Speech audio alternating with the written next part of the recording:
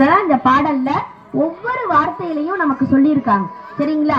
இப்போ நம்ம வீட்டுல குழந்தைங்களுக்கு முடியல அப்படின்னா, ஒரு அடுத்த ராத்திரியில எந்திரிச்சு அழுகுது குழந்தை அப்படின்னா நம்ம என்ன பண்ணுவோம்? விறுவிறுன்னு போயிட்டு சுவாமிகிட்ட இருக்கிற திருநீரை எடுத்து பூசுவோம். சரிங்களா? அதத்தான் என்ன சொல்றாங்க, மந்திரமாவது நீர். அந்த திருநீர்ல அப்படி ஒரு மந்திரங்கள் இருக்கு. ஒரு துளி திருநீரை எடுத்து பூசுனா அந்த குழந்தைக்கு எல்லாமே குணமாயிரும். அடுத்ததா வானவர் மேலது நீரு அப்படின்னா அப்படின்னு சொல்ல வராங்க. அடுத்து சுந்தரமாவது நீரு. சுந்தரம் அப்படின்னா அழகுன்னு அர்த்தம். திருநீர் எடுத்து பூசினாலே ரொம்ப அழகா இருக்கும்.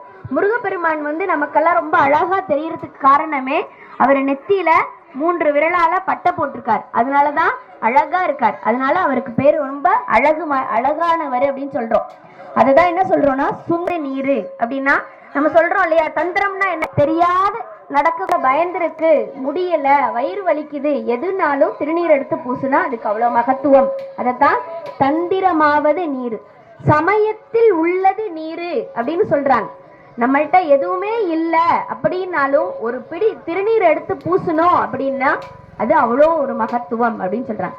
அடுத்து செந்துவர் வாய் உமை பங்கன் அப்படின்னா சிவபெருமான சொல்றாங்க. உமையம்மைய ஒரு பாகமா அணிஞ்சிருக்கவர்.